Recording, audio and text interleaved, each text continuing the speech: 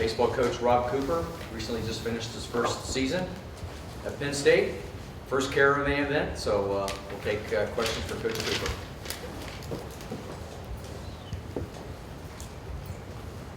You guys made some news recently. 2 triple plays in one game, is that? Yeah, we did. That was pretty interesting. You think about it's only happened 3 times. 2 triple plays in a game. It's only happened 3 times, and it's happened twice in college baseball. Once with us, and I think it was Gonzaga and somebody else, and then it happened 1 time in Major League Baseball. So it tells you how rare it is. And I wish I could tell you that we practiced it and we're something that we've got in our back pocket, but it was pretty cool, pretty neat. We actually turned 3 triple plays on the year. So. Can you just kind of review how that happened, how those 2 triple plays happened in one game? Yeah, I mean, it was actually both very similar situations. Michigan State had runners at first and second, nobody out. They started their runners on the pitch. Both were basically like a hit and run, and the guy hit a line drive and it hit right at a guy, and they were in no man's land. And so you get the guy out of second, guy out of first, and 2 triple plays. So. Can you talk about the exposure the team got from that? I mean, top play on sports and Sure. that sort of thing. For college baseball, you don't always get that kind of exposure. And what did it mean to the program to be that? Well, I mean, obviously, the exposure you get from ESPN and from national media, whether it's ESPN or Fox Sports or social media, the feedback we got was pretty amazing. I mean, the touch and the reach that it had. It was on Baseball Tonight. It was on MLB TV, and so anytime that that many people are touched by it, especially high school age kids that are people that we'll be looking at in the future, I think it's a positive thing for our program.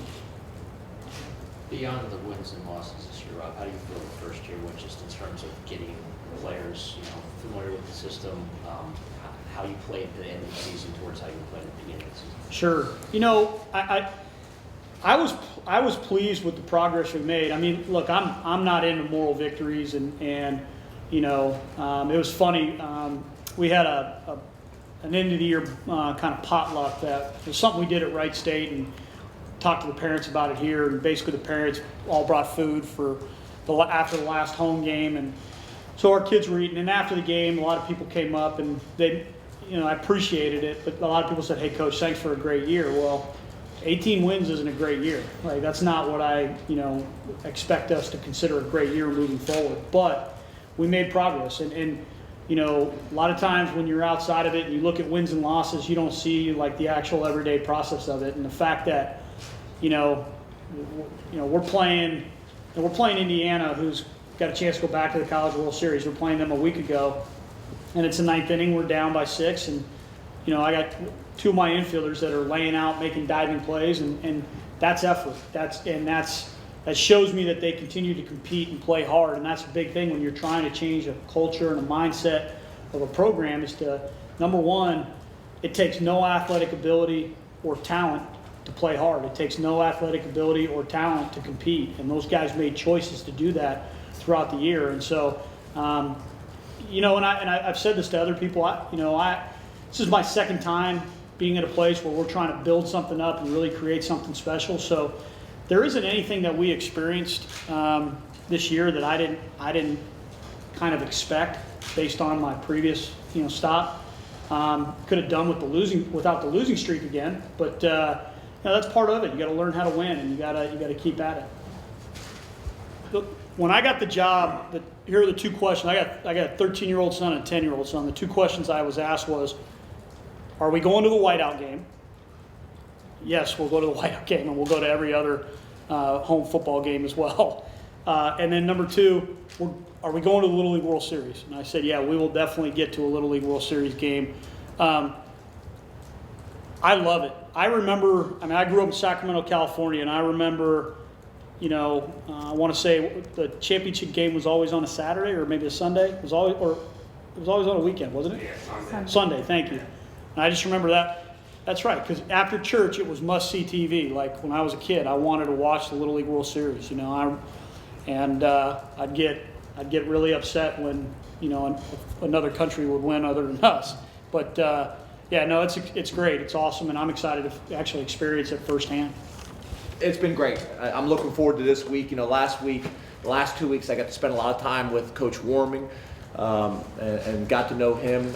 Erica Walsh, who's a star, got to spend time with her, which was really good, as well as all the other coaches. So I'm really looking forward to this week, being able to spend some time on the bus and talk and bounce ideas off each other and learn from their experiences, you know, at Penn State as well as everywhere. So, you know, that's been really good for me, because a lot of times you get so consumed and caught up in your world and what you're trying to do and what you're trying to build when it comes to Penn State football, that, you know, some of the best resources that we have is we have so many successful and talented coaches.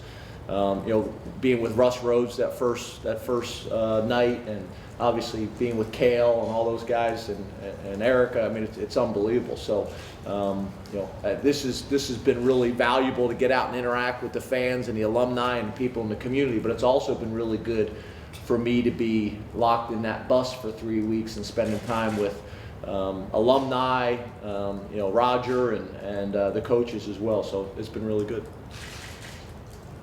You were out on the road when they put that logo up on the back of the scoreboard, but obviously you've been big on branding and everything. What was it like to see that for the first time, if you've even made it back to State College? No, I love it. You know, I think it's been great. I think those things are important. I really do. It was interesting. I was in Alabama on Sunday, and I was coming back from the airport, and you could see over the top of the trees, you could see the logo on the back of the stadium. It was really cool, and I think it's going to be even cooler at night when it's lit up. I think those things are very important. I think branding is really, really important, that you're reinforcing those messages over and over again. So I had a bunch of people call me and said there was a traffic jam on campus, which there shouldn't be, because most of the students are gone, but everybody was driving slow and looking at it. Everybody was pulling over to the side of the road and taking pictures. So I think those things are very important. I think they're very important. So I think it was genius. I think the scoreboards are going to be great, and I think the branding on the back of the scoreboards has been important. How much? James, when will your family arrive in State College? And I'm wondering how difficult it's been for you to work and do all these things without kind of your, you know, the people you care about being there for you every single day. Yeah, July, but not soon enough. Not soon enough. That's one of those things that I think in theory we did the right thing. Finish up the school year. They go to a great school in Nashville, had a great experience, but being away from your family that long is hard. I know it's hard on me. My wife says it's really hard on our oldest daughter. My youngest daughter, I think she's cool. She's independent. At least she doesn't show it. You know, and Skyping and FaceTime and those things help, but it's been a long time. I mean, I haven't seen them since the spring game, and before that, hadn't really kind of seen them. So, you know, we need to get that balance back. There's no doubt about it. I think that's going to be very, very important. We do get a little bit of time off in the summer, which will help. I think a really good example of how close our staff is, though, is that we pretty much all vacation together. I mean, you know, the last couple summers, we all vacation together. And this summer, there's about 5 or 6 of the coaches and their wives all kind of going to the same spot. I think that's really helped with the transition, because a lot of our kids are friends with the other coaches' kids. So I think that's helped. They're coming to this community and they already got a support system and people they know, you know, as well as with the wives.